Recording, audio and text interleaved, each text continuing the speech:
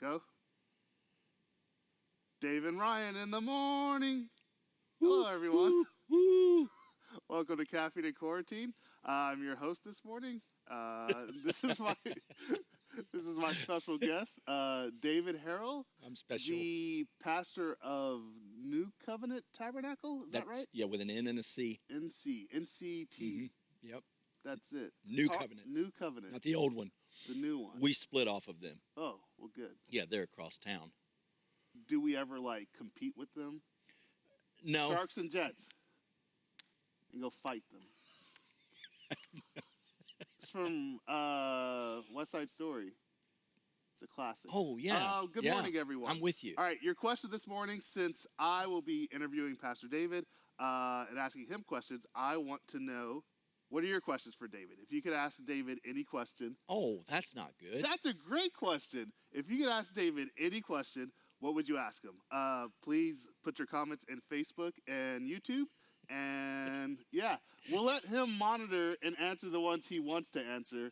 That'll be our grace. If it's too, yeah.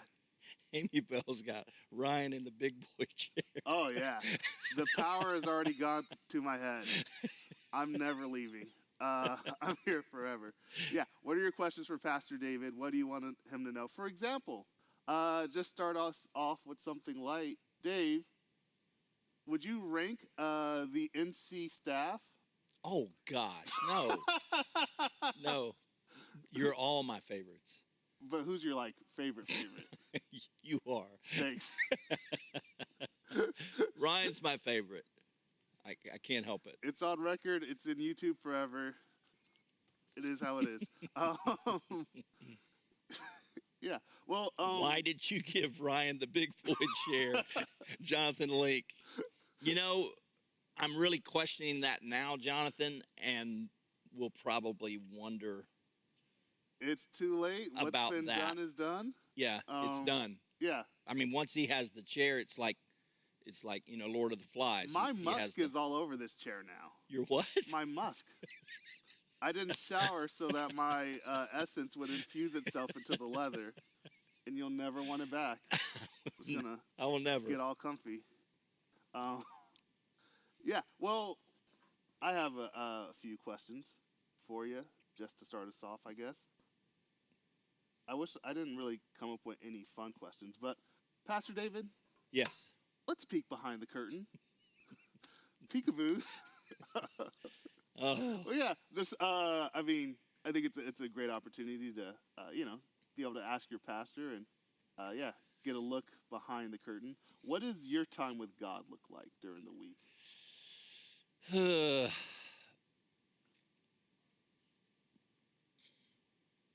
Different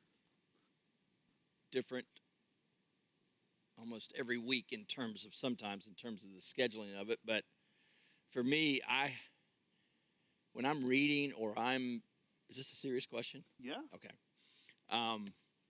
When I'm reading I know sometimes we read to read a book or we read through something, or if I'm preaching on something, like I'll read Galatians and I'll read through that area, and sometimes I'll just read through the whole book just to do it. But for me, I tend to center on verses. Like if I'm reading and I hit a verse, I love the Proverbs. I have a devotional that I have two different devotionals that I use. Right now I've been reading some in the Psalms. But I look for verses, and once I kind of get to a verse that really says something, then I just kind of stop there and think about it and weigh it, and the Bible calls it meditating. Instead of just trying, in my younger years, I was like, well, I've got to read a chapter, and so you read this chapter and you kind of get something, but if I do that, I find that I don't read the verse in front of me. So I just kind of if I'm reading sometimes I'll have a hectic day or something, I'll have a lot lined up and I don't get started when I should. And so let's say I pick a proverb of the day. That's a great way for anybody that doesn't have a Bible reading plan. If today's the 29th, then you read the 29th proverb. But I'll go and read through that, or if it's Galatians or wherever it's at, and when I hit a verse that really says something, I just kind of stop there and think about it and meditate on it. And then I think, for me, the other thing is in prayer, to really just focus on that day. I don't know, instead of praying about things or whatever, just on that day. God, help my attitude. Help me to be patient today. Help me to be, aware of you today. That's one of my main prayers to start the day out, is because we don't have to ask God to be with us, because he said he'd never leave us or forsake us. So what I want to be is aware that he is there. So so I get to a verse, and if it speaks to me, then I just stay there and think about it. And I may read the rest of it, but usually I'm looking just for that thing, that verse that speaks to kind of where I'm at, or says something to me. And I want to blow by that and then kind of read just to get to the end.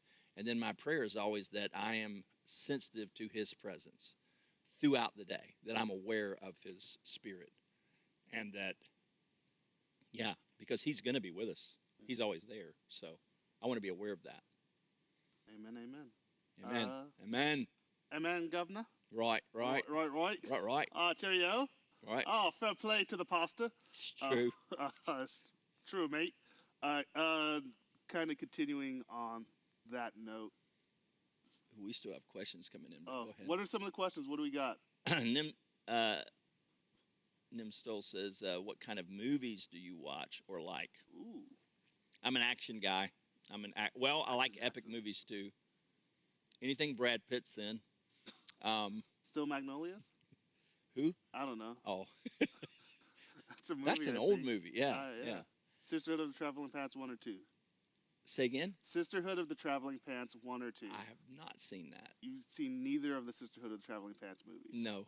That sounds like a chick flick. Do you feel comfortable going to a church where your pastor has never seen any of the Sisterhood of the Traveling Pants movies? Ask yourself that question.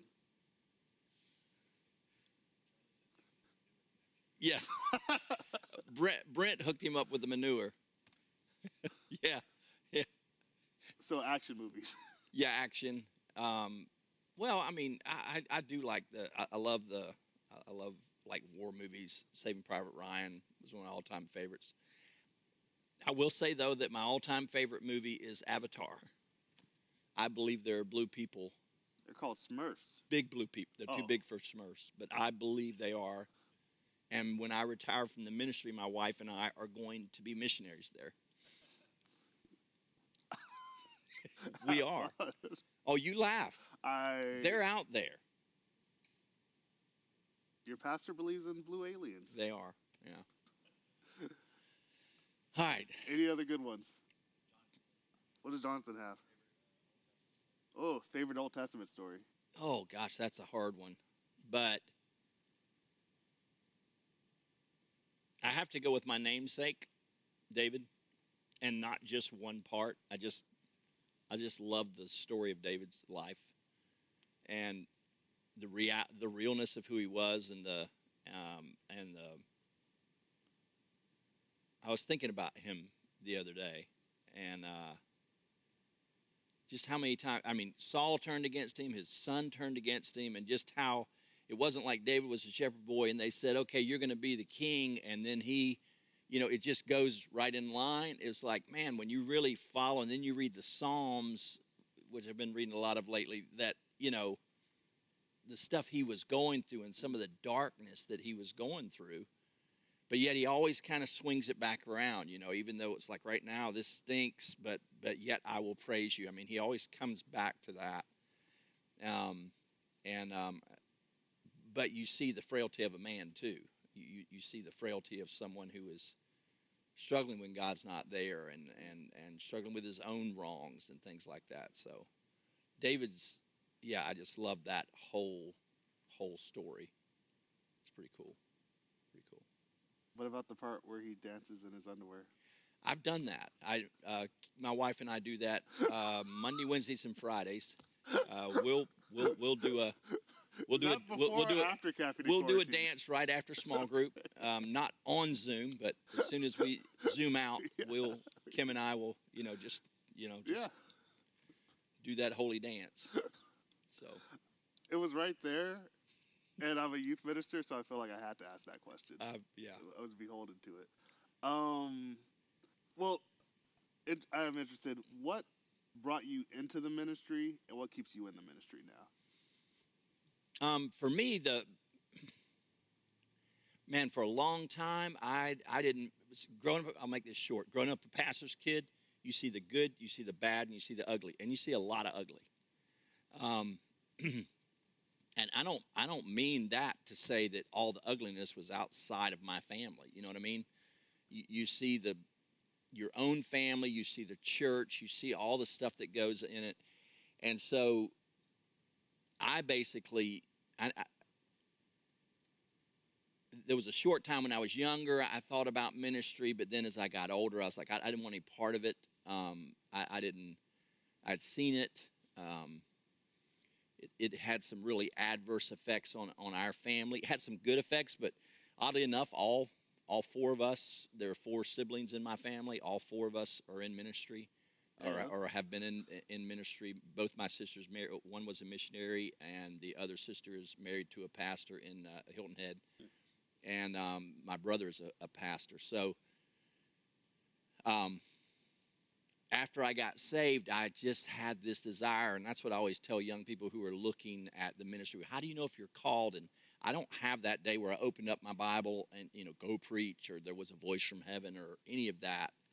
I don't have that thing. I had this desire in me to be in to be in ministry, and I didn't know what that looked like. And for years, I would have told you, because I did children's evangelism. I was the guy up there with the ventriloquism. I did that for a while. I've done music ministry. Of that, by the way. Yeah, there are bad videos of that, but there's also videos of him rapping. And those, they exist. May they perish. May they live forever. May they perish and go away forever. In 1 Corinthians, where it's like, all these things will pass away, but the permanent, you know what I mean? Mm-hmm. I hope those videos are the permanent. I hope those videos follow us into eternity. I'm telling you, man, I cringe. An inheritance that's imperishable, unfading, and I hope it's the videos of you rapping. I hope they die. I hope they die. But anyway, so I was in music ministry and doing all of this stuff, but one thing I said I would never do, and that was pastor a church. And the reason being is because I had seen that as a very much a negative thing. I didn't want to bring I know if one day I had kids, I didn't want to raise them as pastors' kids. I didn't want any part of it in that way. And over time, at some point, the Lord just began to change my heart for the local church first, not toward pastoring, but why being around people on an ongoing basis, for my personality and the way God's wired me, is better than the evangelist who comes in, preaches, leaves, goes to the next place. Mm-hmm. And I did a lot of that stuff and went out speaking, and it just wasn't me. And so gradually it turned into that. And at some point, I don't know when it was, I just realized, and I don't think even then that I thought I want to be a senior pastor. I just knew I wanted to do ministry in the local church. And that desire overall has never left. There are times where you feel like, hey, there's something else I could do, mm-hmm. I think with anybody in any job, I don't think that's significant to pastors. I think anybody who's in doctors, for instance, they've spent a lot of money and a lot of time and a lot of education, but I would imagine that through their career, there are times where they go, I don't know, maybe there's something else I can do. But that's what keeps me there is that desire to see God work in people's lives. It's one of the most fulfilling things that you can ever experience in your life is when you're up close with somebody and you begin to see God at work in their life. Yeah. Man, that's just, or you're working with a marriage, and all of a sudden you see that marriage go from just being chaos, and it's not you. Mm-hmm. I mean, you counsel enough couples, and you'll know it is God eventually, that is going to make but when you see that and you get to be right there with it, it's like the greatest thing in the world, So, but there again, you may have to counsel 10 couples to see the one. Yeah. Well, you see that in youth ministry. I mean, you know, you've got tons of kids, but you know, you're not able to get to all of them, and only a few do you have that front row seat. And the ones who walk away, and you Yeah, see oh, all yeah. the, you know, Yeah, you all pour the camp into them. conversions, Yes, all sir. and then years down the line, And that does wear on you. I Yeah. mean, you spend a lot of time. There's hardly anybody that's been at this church for any length of time who's been through stuff that you haven't spent a lot of time with and a lot of investment in. And sometimes, and I think that's what you learn even as you're getting older, sometimes I think I've tried to stay in the equation too long. I've put myself too much in the equation. And I think we all do that if we're not careful, where I'm going to be the catalyst of change in this person's life. And you may be used by God, but ultimately, God is going to be that change in their life. And so when you put so much time in it and so many hours of talking to the person and so much stuff, and then that person just walks away, boy, it's deflating.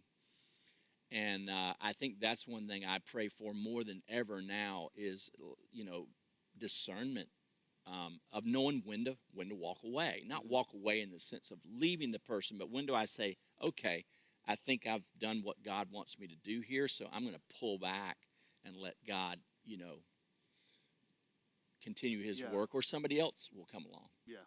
Yeah. It's good. It's good. Do we have any other questions from the peanut gallery or / audience, lack of a better word? Doobie's been looking at it. Anything?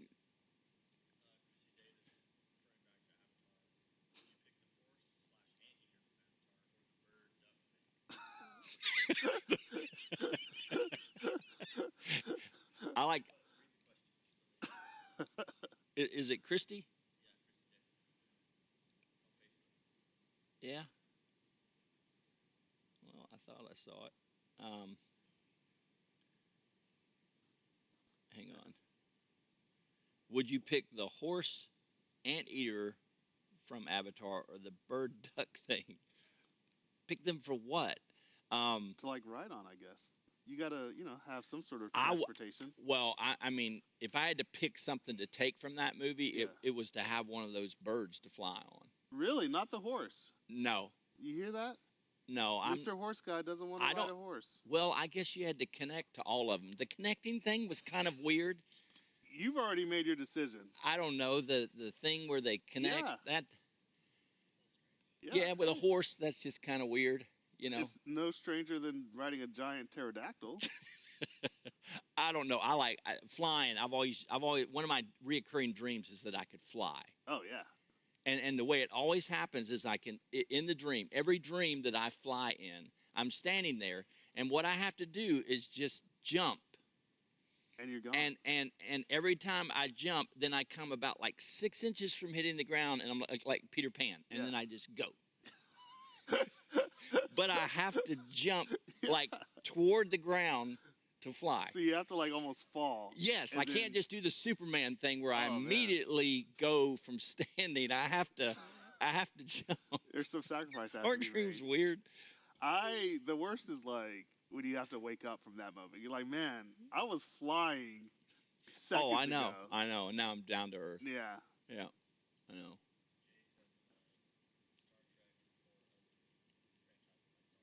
Ooh. Yeah, so I'm Jay neither. Machad, Star Trek, Star Wars, any particular franchise? No. None? When we grew up, I didn't have a TV. Well, I mean, I didn't have, my parents did not allow us to have a TV. So Tell them the first movie you ever watched. I don't. It was called Outlaw Blues or something. No, what was the one? If the Horsemen tire you. Oh no, that was a. This is one of my favorites. It's called It was shown at church, and it was shown at a New Year's Eve thing, and it was entitled, "If the Footmen Tire You, What Will the Horsemen Do?" And it was as bad as the title. In fact, you can find that on YouTube, and it's about the communists who are going to take over and persecute the Christian. It was made.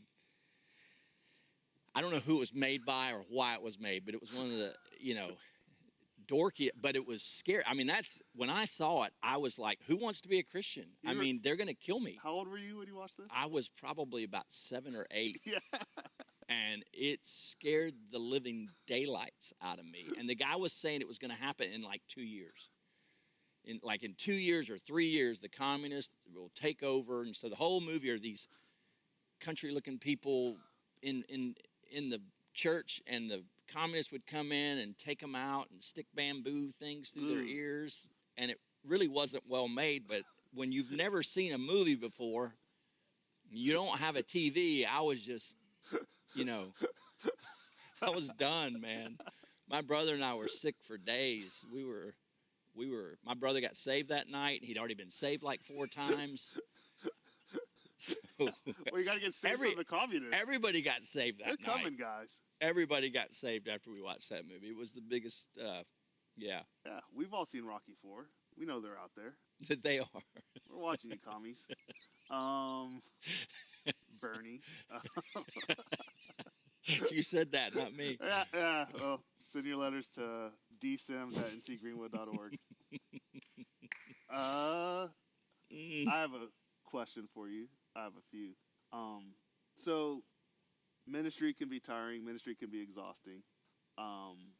In those moments, what, I guess, stokes your affections for Jesus? Like, how do you rest? How do you recover?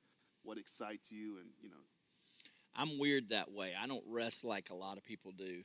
I always tell people, like, actually we have somebody that cuts the grass in the church now. Woo! We've really climbed. So, but like cutting the grass for me on a riding lawnmower is not work. That's what people come to my mind, that I pray for them. I do like to read. I don't know. I tend to relax more while I'm kind of doing something. There's times Kim will say, you just need to sit down. But it's like, I don't know, for me sometimes just the movement, there's some stuff that I do that somebody else might look at it and say, well, my horses, there's a little bit of work there. But for me to go out and get in the round pen with the horse and just go through some training stuff that I do with them, I mean, I'm not standing still. I'm not in a hammock drinking tea, and having Kim drop grapes in my mouth. I mean, she'll do that on Saturdays, but normally during the week, she doesn't do that. Sometimes she'll fan me. But shout out to Kim. Yeah. But, I mean, to me, that's relaxing. It gets my mind off of stuff. It disconnects. And right now, that's probably, besides reading and other things that I enjoy doing, that's probably something that just allows me to disconnect for just a little bit and not be focused on what I need to do or some task or something here at the church or somebody that I've been talking with. But at the same time, is once I get to that point, even if I'm like cutting grass, the Lord will, that's where I pray for people. It's where I pray for a lot of people in the church. So if I'm not cutting grass, I'm not praying for anybody. I'm kidding. We need the grass to grow. I'm kidding. Yeah.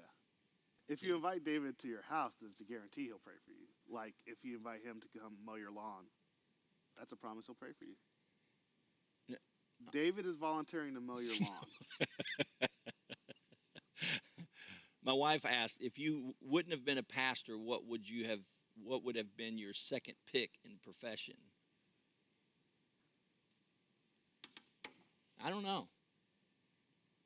I was in the hotel business. I was in sales. I was in marketing. I really liked the hotel business. You met a lot of people. It was a lot of work, a lot of hours, but I liked it. I think now, after building 2 buildings, that maybe a contractor or something like that may have been probably something I would have enjoyed. I like that.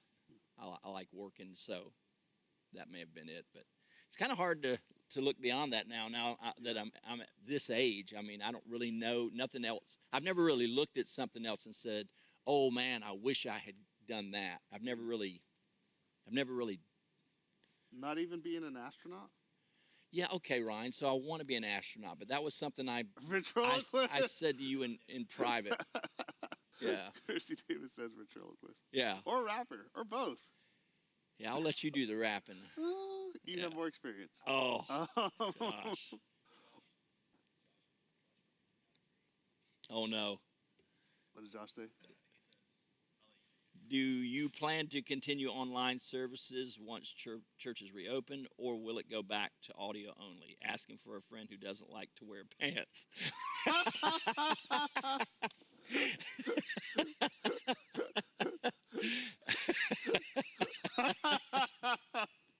I knew as soon as you said Josh Wicker put something on there, I was like, oh, all right, here we go. Just FYI, along those lines, we were already looking at doing video